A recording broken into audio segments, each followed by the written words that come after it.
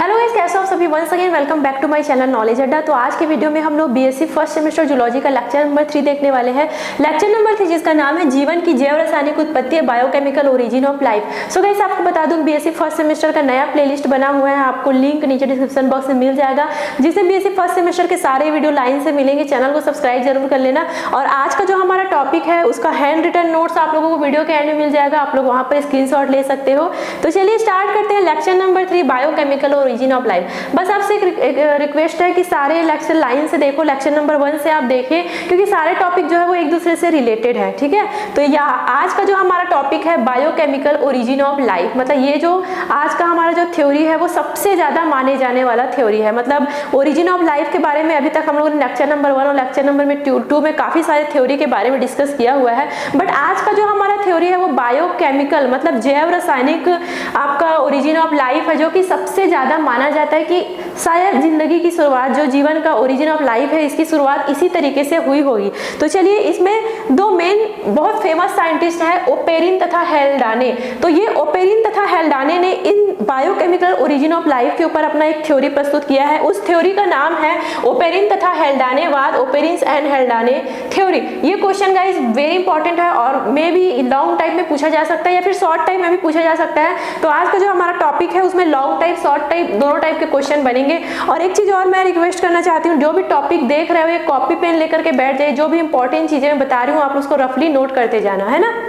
तो चलिए देखते हैं, ए.आई. ओपेरिन ने 1924 में अपना ये थ्योरी प्रस्तुत किया था। उन्होंने 1936 में द ओरिजिन ऑफ लाइफ के ऊपर एक बुक प्रकाशित किया था, जो बुक का नाम था द ओरिजिन ऑफ लाइफ। इस बुक में इन्होंने बायोकेमिकल ओरिजिन ऑफ लाइफ के बारे में काफी कुछ चीजें इन्होंने लिखा हुआ है। वही थ्योरी हम लोग यहाँ पर देखने वाले हैं। साथ ही यहाँ पर जो जेबीएस हेल्डाने 1929 में भी कुछ इसी तरीके का जो थ्योरी है उन्होंने भी प्रोवाइड किया हुआ है। ठीक है, तो दोनों साइंटिस्ट का नाम याद कर लो, ओपेरिन और हेल्डाने, जिसका वेरी इंपॉर्टेंट रोल प्ले करते हैं बायोकेमिकल ओरिजिन ऑफ लाइफ को एक्सप्लेन करने में। ठीक है, तो देखो इनका जो थ्योरी है हम लोग देखेंगे क्या इनका थ्योरी है।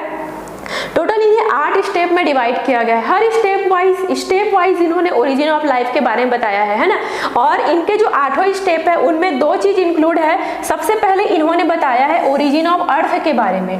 हालांकि लेक्चर नंबर 2 में जब मैं ओरिजिन ऑफ यूनिवर्स का बता रही थी उस समय भी हम लोगों ने पृथ्वी के बारे में, अर्थ के बारे में काफी कुछ चीजें डिस्कस किया हुआ है कि जो हमारा अर्थ है वो कैसे उसका ओरिजिन हुआ होगा। बट यहाँ पर जो आज का जो हमारा टॉपिक है बायोकेमिकल ओरिजिन ऑफ लाइफ, जो इसका 8 स्टेप इन्होंने दिया है उस 8 स्टेप में भी इंक्लूड है ओरिजिन ऑफ अर्थ। सबसे पहले इन्होंने ये बताया है कि हमारा अर्थ आखिर कैसे बना होगा, है ना।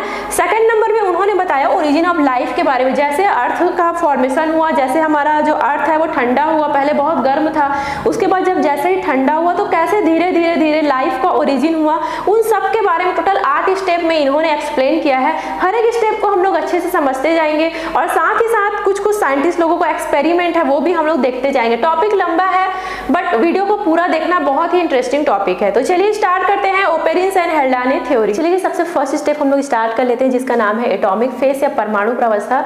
बट इस फेस को स्टार्ट करने से पहले कुछ टर्मिनोलॉजी है जो कि बार बार आज के आपके इस टॉपिक में यूज होगा, वो आप पहले जान लीजिए। आदि पृथ्वी। आदि पृथ्वी का मतलब ये है कि आज के पृथ्वी की यहाँ पर बात नहीं हो रही है, तब के पृथ्वी की बात हो रही है जब हमारे लाइफ का ओरिजिन नहीं हुआ था, है ना। जब हमारा जो अर्थ था, जो हमारा पृथ्वी था, केवल एक गैस का पिंड था जो कि काफी ज्यादा गर्म था, उस पृथ्वी की बात हो रही है, जिसे इंग्लिश में हम प्रिमिटिव अर्थ भी कहते हैं, है ना। तो इस टॉपिक में बार बार प्रिमिटिव अर्थ जो टर्म है वो उसका यूज होगा, तो समझ जाना कि ये उस समय का अर्थ है जब लाइफ का ओरिजिन वहां पर नहीं हुआ था, है ना। सेकंड टर्म है जीव द्रव्य, या जिसे हम लोग कहते हैं प्रोटोप्लाज्म। तो प्रोटोप्लाज्म या जीव द्रव्य का मतलब होता है जिससे सेल का फॉर्मेशन हुआ था, मतलब प्रोटोप्लाज्म के द्वारा ही कोशिका बना था। और आपको पता है कोशिका के द्वारा ही किसी शरीर का निर्माण होता है ना। तो सबसे ये जो 2 टर्म है वो बहुत ज्यादा उपयोग होगा, है ना। तो चलिए स्टार्ट कर लेते हैं हम जल्दी से।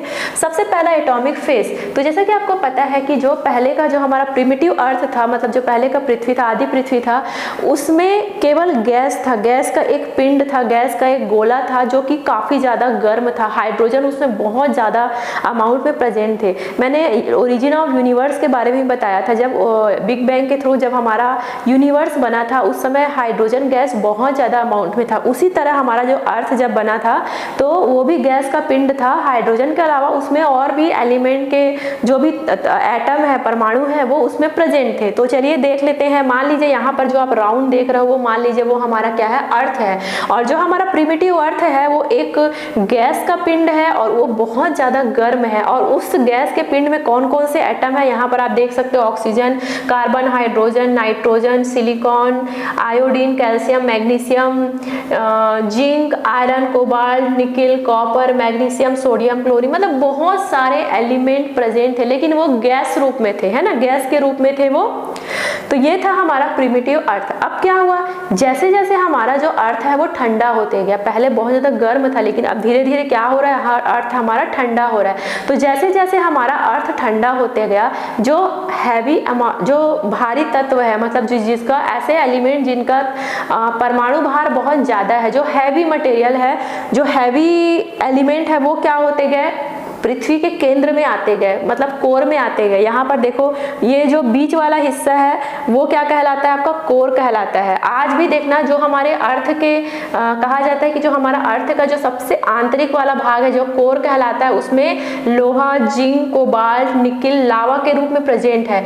तो उस समय भी जो आपका जो अर्थ है वो जब वो गैस का पिंड था, तो इस टाइप के जितने भी गैसियस एलिमेंट थे, जिसके एटम थे, वो पृथ्वी के केंद्र में आकर के जो है वो इकट्ठा होते जा रहे थे, है ना, क्योंकि अब पहले गर्म था, धीरे धीरे ठंडा होने वाला है। तो जितने भी आपके एटम है जो कि बहुत ज्यादा हैवी है, जो कि बहुत ज्यादा भारी, अगर हम लोहा की बात करें, कोबाल्ट की बात करें, जिंक की बात करें, तो बहुत ज्यादा हैवी होते हैं ना। तो गुरुत्वाकर्षण बल के कारण वो जो है वो पृथ्वी के केंद्र में धीरे धीरे जो है वो इकट्ठे होते गए। तो इस टाइप का जो हैवी आपका एटम था वो कोर में इकट्ठा हो गया। अब बात करें सेल की, तो यहाँ पर silicon, aluminium, magnesium, sodium, chlorine और एल्यूमिनियम, सल्फर, मैग्नीशियम, कैल्शियम, तो ये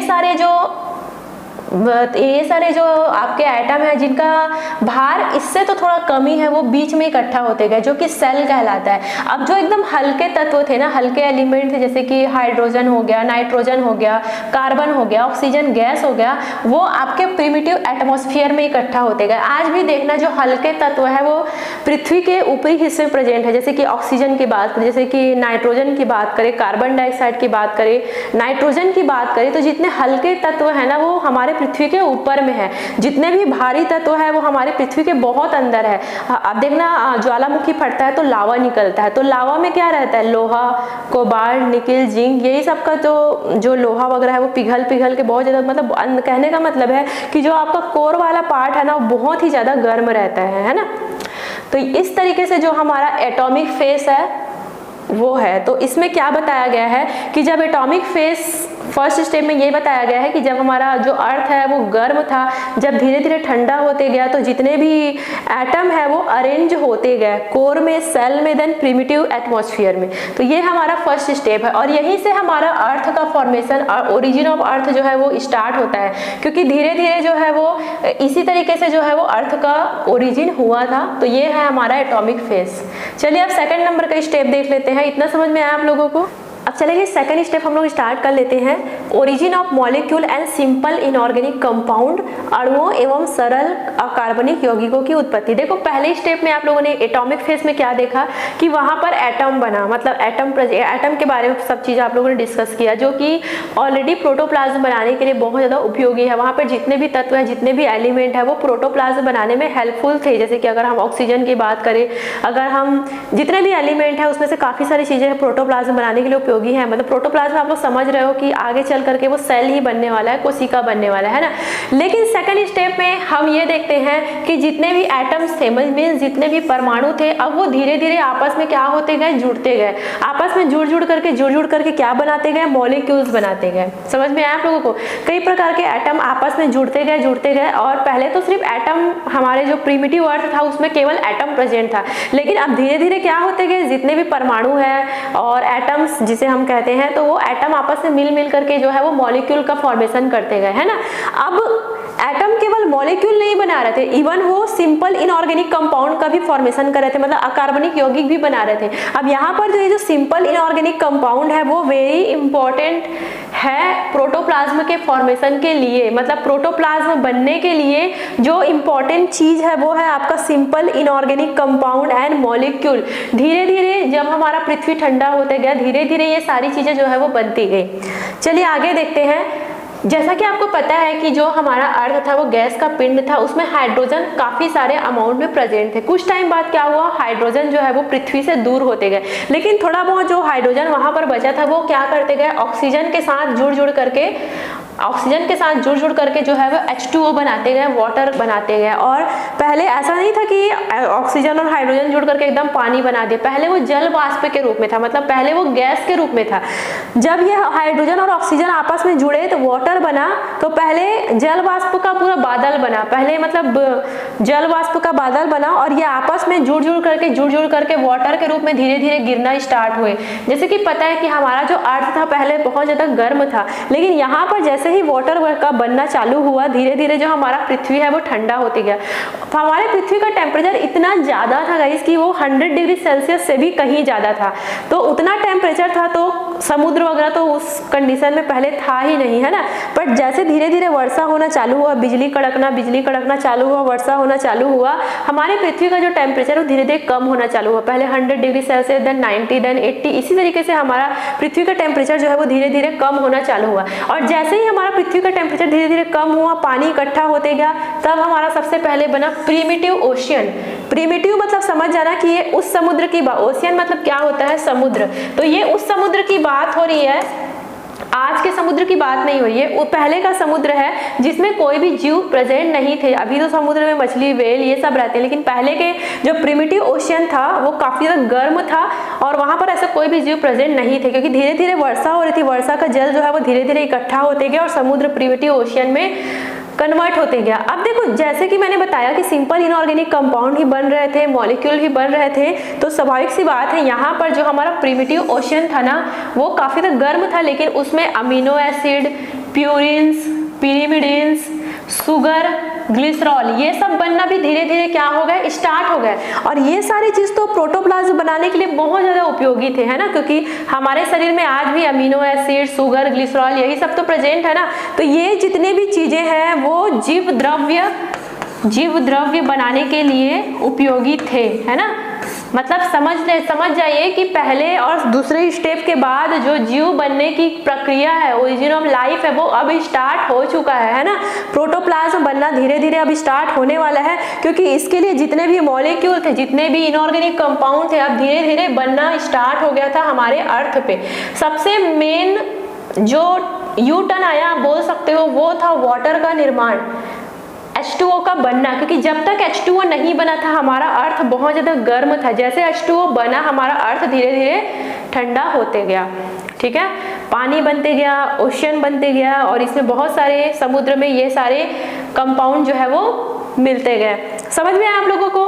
चलिए आगे बढ़ते हैं हम लोग। इस ओपेरिन और हेल्डाने का तो थ्योरी चल ही रहा है, लेकिन टाइम टू टाइम बहुत सारे साइंटिस्ट लोग आते गए और वे क्या करते गए, अपना अपना एक्सपेरिमेंट भी करते गए। क्या वाकई में जो ओपेरिन और हेल्डाने ने जो थ्योरी दिया था क्या वाकई में वो सही है, इस चीज को उन्होंने एक्सपेरिमेंट भी किया। अलग अलग साइंटिस्ट लोग टाइम टू टाइम आते, जैसे स्टैनले, मिलर तथा यूरे ने एक एक्सपेरिमेंट किया, जो कि यहाँ पर मैं आप लोगों को एक्सप्लेन करने वाली हूँ। तो देखो, इस एक्सपेरिमेंट का मेन पर्पस क्या था। इस एक्सपेरिमेंट का मेन पर्पस ये जानना था कि जो हमारा प्रिमिटिव ओशियन है, मतलब समुद्र है, उसमें अमीनो एसिड कैसे बने होंगे, जो एक प्रोटोप्लाज्म के लिए, जो एक जीव द्रव्य के लिए जो जरूरी चीजें हैं, जैसे कि अमीनो एसिड हो गए, जैसे कि सुगर हो गए, जैसे कि और भी काफी सारी चीजें हैं, है ना। तो वो का जैसे कि ऑर्गेनिक कंपाउंड है वो आखिर कैसे बने होंगे, इस चीज को मिलर, स्टैनले और यूरे ने एक एक्सपेरिमेंट किया। तो चलिए हम लोग वो चीज देख लेते हैं। तो यहाँ पर देखो, एक उन्होंने 5 लीटर का फ्लास्क लिया, है ना, गोल्ड फ्लास्क यहाँ पर लिया और उन्होंने 2:1:2 के अनुपात में उन्होंने एक गैस का मिश्रण रेडी किया और इस गैस का मिश्रण इन्होंने इस फ्लास्क में डाला। जैसे कि कौन कौन सा गैस, जैसे यहाँ पर है अमोनिया, मीथेन, जल वाष्प और हाइड्रोजन, इन सभी गैसों का मिश्रण उन्होंने इस 5 लीटर के फ्लास्क में डाला और इस 5 लीटर के फ्लास्क में उन्होंने 2 इलेक्ट्रोड जो है वो फिट कर दिए, टंगस्टन के 2 इलेक्ट्रोड फिट कर दिए ताकि यहाँ से जो भी विद्युत धारा करंट वगैरह है वो यहाँ पर सप्लाई किया जा सके, है ना। चलिए आगे अब और हम लोग देख लेते हैं इनके एक्सपेरिमेंट में क्या किया गया। ये जो 5 लीटर का फ्लास्क है उससे हल्का सा छोटा फ्लास्क एक और यहाँ पर लिया गया जिसमें बॉइलिंग वाटर को रखा गया। यहाँ पर आप देख रहे हो बॉइलिंग वाटर को रखा गया, मतलब यहाँ पे गर्म पानी को रखा गया। अब गर्म पानी को रखने का मेन पर्पस हमारा ये था कि वाटर का जो भी वाष्प है, जल वाष्प है, इस पूरे जितने भी ये पूरा जो इक्विपमेंट है उसमें जल वाष्प जो है वो सप्लाई हो सके, इसलिए इन्होंने बॉइलिंग वाटर जो है वो इस तरफ फिट कर दिया ताकि यहाँ से जो वाटर का वेपर है वो इस पर पहुंच सके, है ना, इस एरिया में जो है वो पहुंच सके। तो ये इस तरीके से इन्होंने फिट किया। यहाँ पे इन्होंने कंडेंसर भी लगा दिया ताकि जो भी चीजें हैं वो जब ठंडा होए तो उसके लिए इन्होंने यहाँ पर कंडेंसर भी फिट किया। आगे इन्होंने एक और यू नली इन्होंने यहाँ पर बनाया हुआ है, यू नली, आप इसे यू टर्न नली भी कह सकते हो। तो चलिए देखते हैं सबसे पहले इन्होंने क्या किया। तो गैस का मिश्रण इन्होंने इस फ्लास्क में डाला और यहाँ पे इन्होंने इलेक्ट्रोड फिट कर दिया। इलेक्ट्रोड फिट करने का मेन पर्पस ये था कि आदि पृथ्वी में प्रीमिटिव अर्थ में, जैसे कि मैंने बताया था कि वहां पर जो जल वाष्प था, बिजली भी कड़कता था, है ना, तो बिजली वहां पर भी कड़कता था, तो उसी चीज को इन्होंने इलेक्ट्रोड के थ्रू उन्होंने जो भी करंट सप्लाई है वो उस जगह पे इन्होंने किया। यहाँ पर बॉइल्ड वाटर किया ताकि जल वाष्प यहाँ पर आ सके। कंडेंसर इसलिए लगाया ताकि जो भी अब जल वाष्प है वो यहाँ से जब गुजरे तो वो ठंडा हो सके। अब उन्होंने देखा कि जब जो भी चीजें, जो मिश्रण, गैस का मिश्रण, जल वाष्प जब ठंडा हो करके इस एरिया में पहुंच रहे थे और जब इस एरिया को उन्होंने देखा तो यहाँ पर एलेनिन, ग्लाइसिन और ऑर्गेनिक एसिड, मतलब जो भी अमीनो एसिड्स है वो यहाँ पर प्रेजेंट थे। तो उन्होंने इस एक्सपेरिमेंट के थ्रू ये प्रूव किया कि जो पहले के जो हमारा प्रीमिटिव अर्थ है, जैसे कि मैंने बताया कि जो हमारा प्रीमिटिव अर्थ है उसमें जल वाष्प धीरे धीरे ठंडा होकर के हमारे पृथ्वी पर गिरते गए। तो उसी तरीके का जो इन्वायरमेंट है उन्होंने भी ऐसा ही कुछ सेटअप बनाया हुआ था। पूरा यहाँ पर जल वाष्प लिया गया था, अमोनिया लिया गया था और मीथेन गैस लिया गया था, जल वाष्प लिया गया था, हाइड्रोजन गैस लिया गया था। ये सारे गैस को जब उन्होंने ठंडा किया, है ना, बिजली के करंट के साथ विद्युत धारा सप्लाई करके जब उन्होंने ठंडा किया कंडेंसर के थ्रू, तो यहाँ पर जो तरल पदार्थ यहाँ इस एरिया में मिला उसमें ये सारे ऑर्गेनिक एसिड्स, जितने भी मॉलिक्यूल कंपाउंड जो कि एक प्रोटोप्लाज्म बनाने के लिए उपयोगी होते हैं, वो सारे यहाँ पर मौजूद थे। तो इससे प्रूव होता है कि कहीं ना कहीं ओपेरिन और हेल्डाने का जो सिद्धांत है वो कहीं ना कहीं सही है। तो इसी चीज को बहुत सारे साइंटिस्ट लोग आते गए और अपना अपना एक्सपेरिमेंट करते गए, है ना। अब देखो, जो हमारा जो प्रीमिटिव ओशियन था, जो हमारा समुद्र था, प्रीमिटिव ओशियन मतलब आप समझ ही गए होंगे मैं किस समुद्र की यहाँ पर बात कर रही हूँ। मतलब वो समुद्र जिस हमारा जो पहले का समुद्र था जिसमें लाइफ का ओरिजिन अभी तक नहीं हुआ था, है ना। तो उस ओशियन में ये समझिए कि जितने भी प्रोटोप्लाज्म बनाने के लिए important inorganic, organic compound molecule है वो अभी तक से बन चुके थे, जो कि सबसे मेन है अमीनो एसिड्स। अमीनो एसिड्स जब आपस में मिलते हैं ना गाइस, बहुत सारे अमीनो एसिड्स आपस में जुड़ जुड़ करके पेप्टाइड बॉन्ड बनाते हैं और अमीनो एसिड्स आपस में जुड़ जुड़ करके किसका निर्माण करते हैं? प्रोटीन का निर्माण करते हैं। अब आप खुद समझ सकते हो कि एक जीव द्रव्य बनाने के लिए, प्रोटोप्लाज्म बनाने के लिए प्रोटीन कितना ज्यादा इंपॉर्टेंट है। तो अब ये मान के चलो जो हमारा प्रिमिटिव ओशियन है, जो आदि सागर है, उसमें प्रोटीन भी बन चुका था। प्रोटीन हो गया और ग्लाइसिन हो गया, बहुत सारे सुगर हो गए और बहुत सारी ऐसी चीजें जो कि प्रोटोप्लाज्म बनाने के लिए उपयोगी है वो अब बन चुके थे। मतलब कहीं ना कहीं हम और करीब पहुंचते जा रहे हैं कि हमारा जो सेल का फॉर्मेशन है, जो हमारा प्रोटोप्लाज्म का फॉर्मेशन है वो अब जल्दी होने वाला है, ठीक है। लेकिन दिक्कत ये था कि अभी भी जो हमारा प्रिमिटिव ओशियन था ना वो बहुत ही ज्यादा गर्म था। क्या था? बहुत ज्यादा गर्म था। ऐसे नहीं कि पानी गिरा एकदम से ठंडा हो गया, ऐसा नहीं हुआ। धीरे धीरे करोड़ों साल लगे ठंडा होने में। ऐसे नहीं कि आज गर्म है तो कल ठंडा हो गया, ऐसा नहीं। बहुत धीरे धीरे जो हमारा समुद्र है वो ठंडा होते गया। तो पहले के जो साइंटिस्ट थे ना वो इस समुद्र को क्या बोलते थे?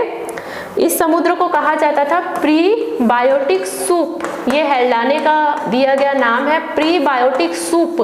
ये प्रीबायोटिक सूप ऐसा सूप था जिसमें प्रोटोप्लाज्म बनाने के लिए जितना इम्पोर्टेंट चीजें हैं, जो भी ऑर्गेनिक इनऑर्गेनिक कंपाउंड मॉलिक्यूल है वो इस प्रीबायोटिक सूप में जो है वो प्रेजेंट थे, है ना।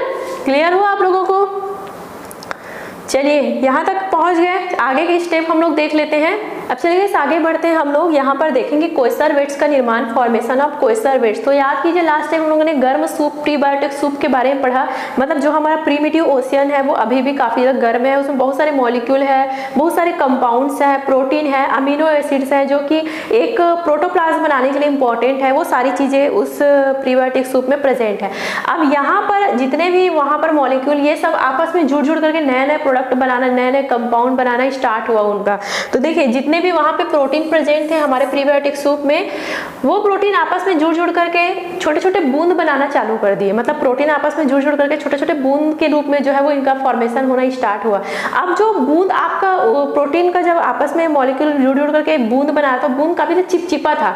तो चिपचिपा होने के कारण जो जल की बूंदें थी वो भी उसके साथ जो है वो जल की बूंदें भी उसके चारों ओर जो है वो चिपक जाती थी, और एक वहां पे एक कवरिंग जैसा भी बन गया था, है ना, इलेक्ट्रिक चार्ज के कारण। तो वो जितने भी बूंद है अब थोड़ा बड़े रूप में दिखाई देने लगे, जो कि प्रोटीनॉइड माइक्रोस्फीयर कहलाता है। पहले प्रोटीन आपस में जुड़ करके ड्रॉप्स बनाए, ड्रॉप्स फिर थोड़ा से बड़े हुए, उसमें बूंद, जल की बूंदें भी चिपकने लगी, उसमें थोड़ा सा कवरिंग बनना चालू हुआ, और प्रोटीनॉइड माइक्रोस्फीयर में इस तरीके से थोड़ा बड़े बड़े बूंदों में कन्वर्ट हो गए। अब यहाँ पर जो प्रोटीनॉइड माइक्रोस्फीयर है, जो छोटे छोटे बूंद है, वो बूंद आपस में जुड़ जुड़ करके बड़ा सा गोला बनाना चालू कर दिए। ऐसा कुछ समथिंग गोला बनाना चालू कर दिए, जो कि आपका कहलाता है कोएसरवेट्स, है ना।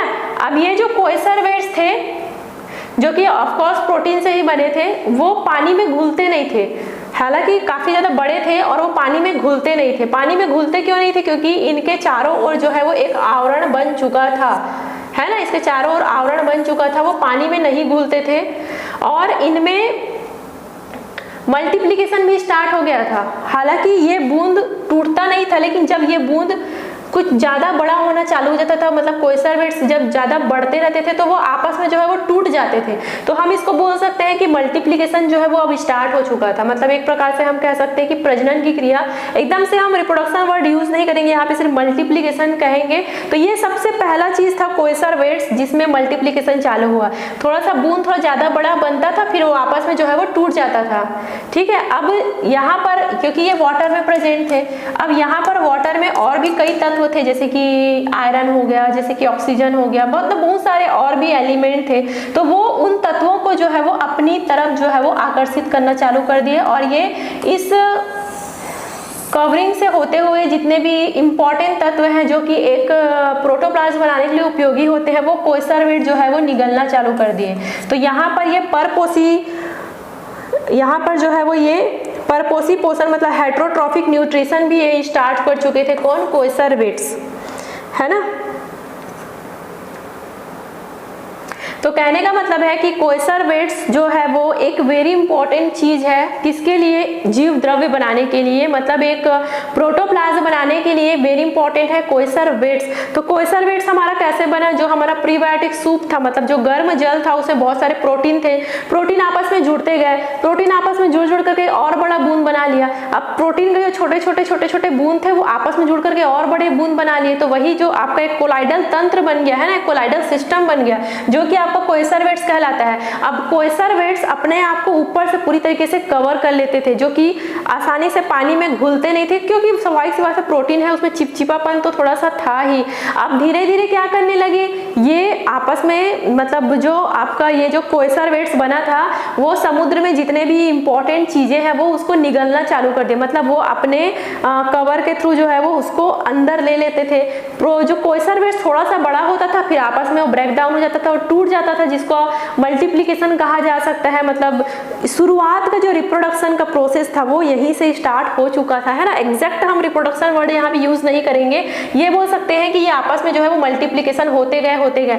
अब जो हमारा गर्म सूप था, गर्म सूप मतलब जो हमारा प्रीमिटिव ओशियन था, उसमें कोएसरवेट्स बन चुके थे, जो कि प्रोटोप्लाज्म बनने के लिए एक सबसे बेहतरीन कड़ी था कोइसरवेट्स, है ना। चलिए आगे बढ़ते हैं, चलिए स्टार्ट करते हैं न्यूक्लिक एसिड का formation of nucleic acid, nucleic अम्लों की उत्पत्ति। कोइसरवेट्स का फॉर्मेशन हो गया था, अब बारी है न्यूक्लिक एसिड की। सबसे पहला सवाल आता है कि आखिर न्यूक्लिक एसिड होते क्या है। न्यूक्लिक एसिड मतलब डीएनए आरएनए। अब अगर कोई भी सेल बन रहा है, कोई भी जीव की उत्पत्ति हुई, तो उसमें तो न्यूक्लिक एसिड का होना वेरी इंपॉर्टेंट रोल प्ले करता है, डीएनए आरएनए का होना, है ना। और ये डीएनए आरएनए का बनना इतना ईजी नहीं होता, काफी जटिल प्रक्रिया है, क्योंकि डीएनए आरएनए में बहुत ही प्रकार के अलग अलग जीन्स प्रेजेंट होते हैं। तो डीएनए आरएनए होते क्या है, जैसे कि हमारे बहुत सारे लक्षण हमारे मम्मी पापा से मिलते हैं, हमारा दादा दादी से मिलते हैं। तो जीन्स के कारण ही एक जनरेशन से दूसरे जनरेशन में पीढ़ी दर पीढ़ी जो अनुवांशिक लक्षण है वो ट्रांसफर होते रहते हैं। तो यही आपका न्यूक्लिक एसिड कहलाता है ना। और यही अगर न्यूक्लिक एसिड किसी प्रोटीन के साथ कंबाइन हो जाए, किसी प्रोटीन के साथ अगर कंबाइन होकर के कोई नया कंपाउंड बना लेता है, तो वो न्यूक्लियोप्रोटीन कहलाता है। क्लियर हुआ। अब सवाल आता है कि जो हमारा प्रीमिटिव ओशियन है, मतलब जो आदि सागर था, उसमें कैसे बना होगा न्यूक्लिक एसिड। तो देखो, सबसे पहले एकदम अचानक से न्यूक्लिक एसिड डीएनए आरएनए नहीं बना होगा, सबसे पहले जीन्स बना होगा। क्योंकि देखो, डीएनए आरएनए की अगर हम एकदम सूक्ष्मतम यूनिट की बात करते हैं, तो सबसे पहले जीन्स होता है ना। जीन्स ही आपस में जुड़ जुड़ करके कोई बड़ा मॉलिक्यूल बनाए होंगे और फिर वो डीएनए आरएनए का फॉर्मेशन किए होंगे। तो इस प्रकार बना न्यूक्लिक एसिड हमारे प्रीमिटिव ओशियन में। और वही जब न्यूक्लिक एसिड किसी प्रोटीन के साथ कंबाइन गए होंगे, तो फिर वो न्यूक्लियोप्रोटीन कहलाता है।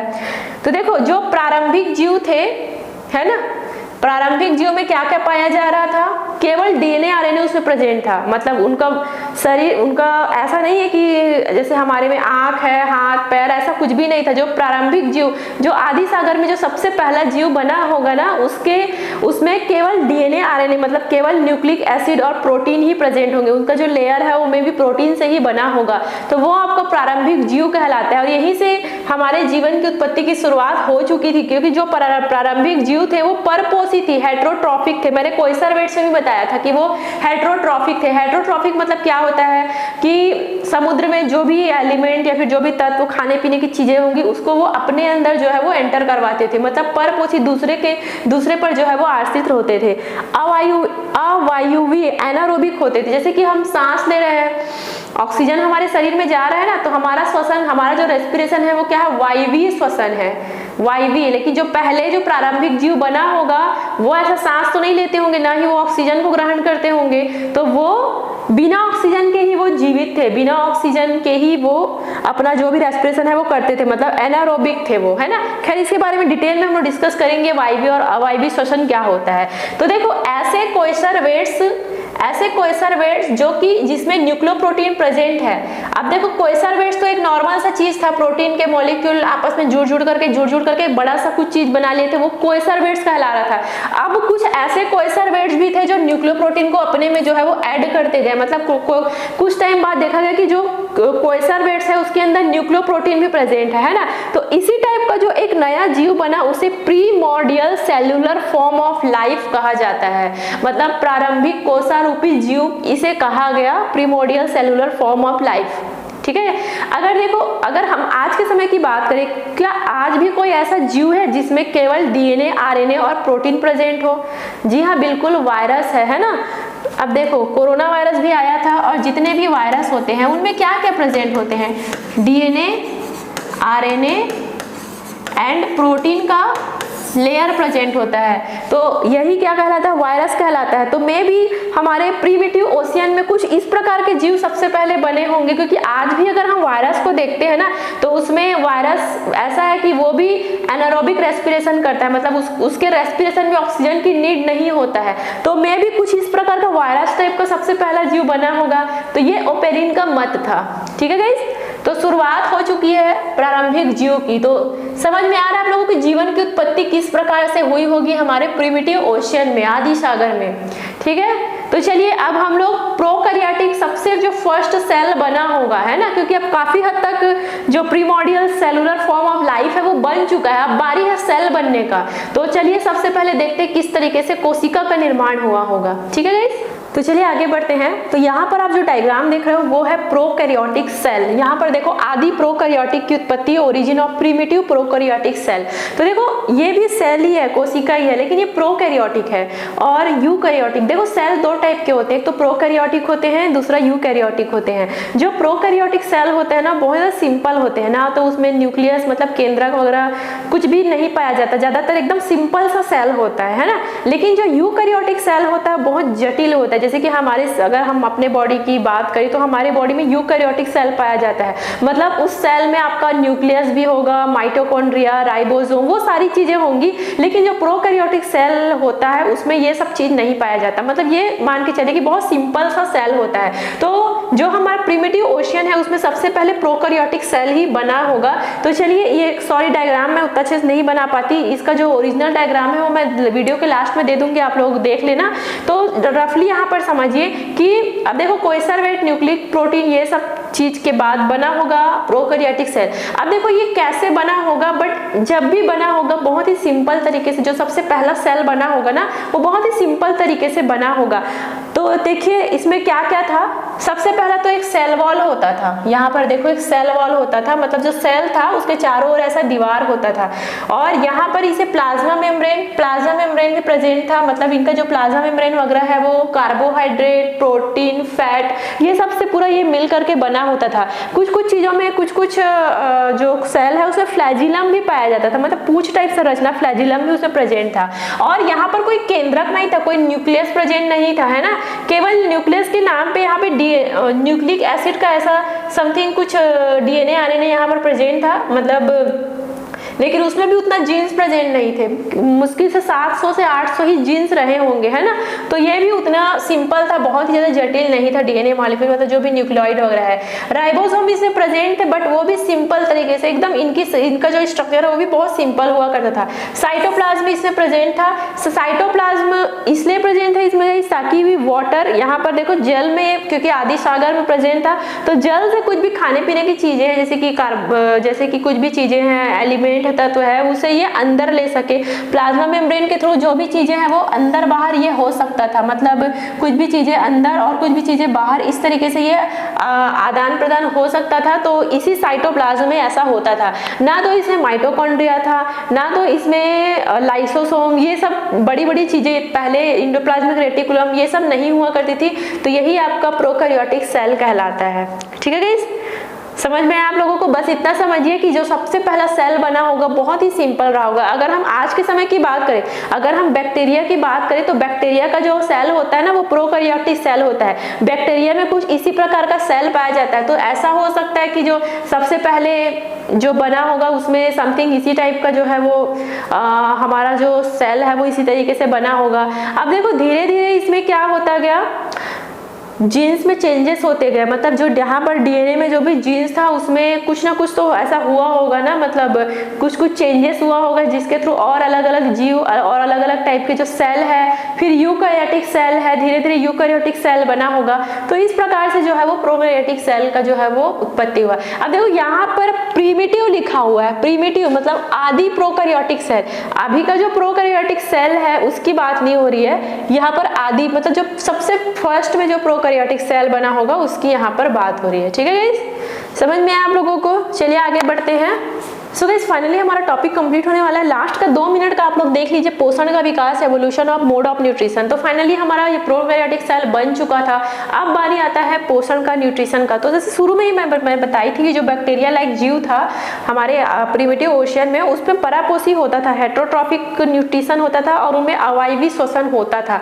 लेकिन कुछ दिन बाद क्या हुआ, जो आदि सागर में जो इतने सारे इस टाइप के प्रोकैरियोटिक सेल बढ़ गए, क्योंकि इतने सारे कोएसरवेट्स बने थे, इतने सारे जीव वहां पर सेल जो है वो बन गए कि वहां पर खाने पीने की जो भी इनकी चीजें थी जिसके थ्रू ये अपने जिंदा रहते थे, उस चीज की जो है वो कमी होना स्टार्ट हो गया। अब इनमें क्या हुआ, अब इनमें डेवलपमेंट हुआ, इनमें काफी ज्यादा स्ट्रगल चलने लगा। इतने सारे प्रोकैरियोटिक सेल इनके बीच इतना ज्यादा स्ट्रगल हुआ कि इनमें डेवलपमेंट हो गया ऑटोट्रॉफिक न्यूट्रिशन, मतलब स्वपोषण। स्वपोषण मतलब क्या होता है? ऑटोट्रॉफिक न्यूट्रिशन वो न्यूट्रिशन होता है जिसमें जो जीव है वो अपना भोजन स्वयं बनाते हैं। जैसे कि आज के समय में अगर हम अपने पेड़ पौधों को देखें, पेड़ पौधे अपना भोजन स्वयं बनाते हैं, है ना। लेकिन पहले के जो ऐसे जीव थे जिन आफ्टर स्ट्रगल के बाद जो उनमें ऑटोट्रॉफिक न्यूट्रिशन हुआ, वो पेड़ पौधे टाइप प्रकाश संश्लेषण नहीं करते थे, वो क्योंकि वो एनारोबिक रेस्पिरेशन करते थे, उसी एनर्जी का ही यूज करके उनमें कुछ ऐसे एंजाइम बने होंगे जिसके थ्रू वो अपना ऑटोट्रॉफिक न्यूट्रिशन करते थे। अगर आप सोच रहे होंगे कि क्या ऐसे भी कोई जीव होते हैं जो ऑटोट्रॉफिक न्यूट्रिशन करते हैं, जो अगर हम समुद्र के बहुत गहराई में जाए ना तो एक सल्फर बैक्टीरिया पाया जाता है। आज भी सल्फर बैक्टीरिया नाम का एक जीव है जो कि ऑटोट्रॉफिक न्यूट्रिशन करता है ना। मतलब वो अपना भोजन स्वयं बनाता है, लेकिन प्रकाश संश्लेषण का उपयोग करके अपना भोजन स्वयं नहीं बनाता। उनमें कुछ इस प्रकार का एंजाइम पाया जाता है जिसके थ्रू अपना भोजन बना लेते हैं, जो कि स्वपोषण कहलाता है। अब देखो इसी टाइप का जो सल्फर लाइक बैक्टीरिया हुए होंगे वो आगे चल करके जो हमारा सन का एनर्जी है, मतलब जो सूर्य प्रकाश की किरण है, धीरे धीरे वो उसका उपयोग करते गए होंगे, या फिर धीरे धीरे प्रकाश संश्लेषण हुआ होगा। अब प्रकाश संश्लेषण होने के बाद अपना भोजन वो स्वयं बनाते थे और वहां से ऑक्सीजन भी रिलीज करते थे। तो इस तरीके से हमारा जो आदि पृथ्वी था उसमें ऑक्सीजन भी बना होगा। तो ये है आपका जीवन की उत्पत्ति, biochemical theory of origin of life. समझ में आ गया इस आप लोगों को? आई नो टॉपिक थोड़ा सा बड़ा है, आई नो आप बोर हो चुके होंगे, बट डोंट वरी, कंप्लीट होता है हमारा तीनों लेक्चर 1, 2, 3 एंड 3 ही लेक्चर था ओरिजिन ऑफ लाइफ के ऊपर। सबसे पहले तो ancient, then modern, then biochemical, तो तीनों कंप्लीट होता है। आई होप गाइस आपको तीनों बहुत अच्छे समझ में आया होगा। मुझे कमेंट करके जरूर बताना, तभी मुझे पता चल पाएगा कि एक्चुअल में आप लोगों को समझ में आ भी रहा है कि नहीं। तो आप लोग हैंड रिटन नोट्स का स्क्रीनशॉट ले लो, कुछ डायग्राम है वो भी मैं दी हूँ जिसका आप लोग स्क्रीनशॉट ले लेना। लेक्चर नंबर 4 भी हम लोग लेकर के आएंगे, देन उसमें हम लोग नॉमेनक्लेचर और क्लासिफिकेशन, वर्गीकरण, ये सब के बारे में डिस्कस करेंगे। आप लोग वेट जरूर करना। सो आज के लिए इतना ही गाइस, तो चलिए मिलते हैं नेक्स्ट वीडियो में। अपने दोस्तों को भी शेयर जरूर कर देना और जाते थे चैनल को सब्सक्राइब जरूर कर देना। चलिए मिलते हैं नेक्स्ट वीडियो में। Thank you so much for watching.